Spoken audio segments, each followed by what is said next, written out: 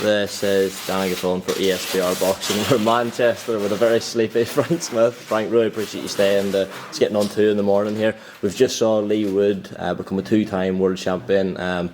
Many people thought he was mental jumping straight back in with Mr. Lara, but he's pulled out potentially a career best win. Talk to us. Yeah, look, unbelievable performance from Lee Wood. Yeah, a lot of people thought he was crazy to go straight back in there for the rematch, but he knew what he had to do. You know, he showed in the first fight that he had the ability to outbox Maurizio Lara. It was just a case of keeping away from that dangerous power, which was always there tonight. But he boxed perfectly in an amazing performance, and so proud of him to become 2-time champion of the world. Josh Warrington at the City Ground, bound to be next.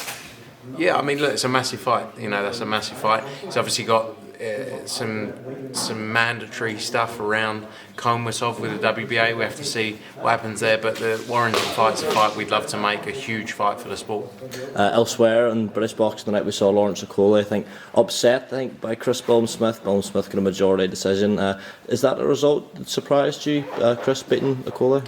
I actually I thought Chris Billam Smith would beat Okolie. I don't know. Look, Okolie had boxed at a higher level, but I thought Chris Billam Smith had that grit. You know, he's always shown that he's got that sort of will to go the extra mile in, you know, deliver. He's trained so hard, and it couldn't happen to a nicer person as well. Chris Billam Smith's a brilliant person. I've always gotten very well with him, and so happy that he got the win.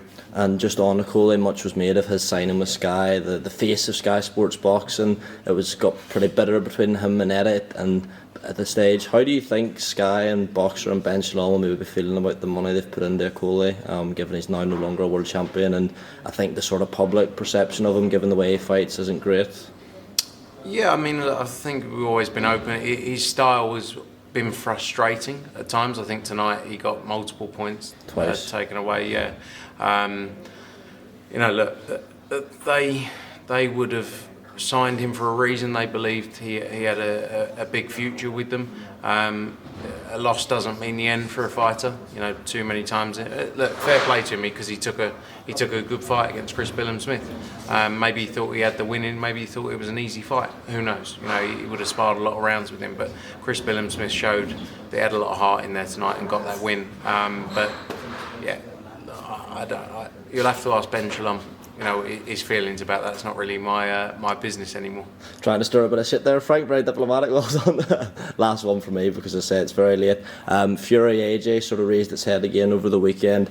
Tyson had claimed that he had sent the contract to Team Joshua. Eddie said he hadn't received one this morning, and then George Warren's come out and said tonight that they have sent the contract across. I know you've been here, but as far as you understand it, has there been a contract received from Fury's team? I haven't seen a contract myself. No, I don't know where there's any contract, but I think it's a massive fight.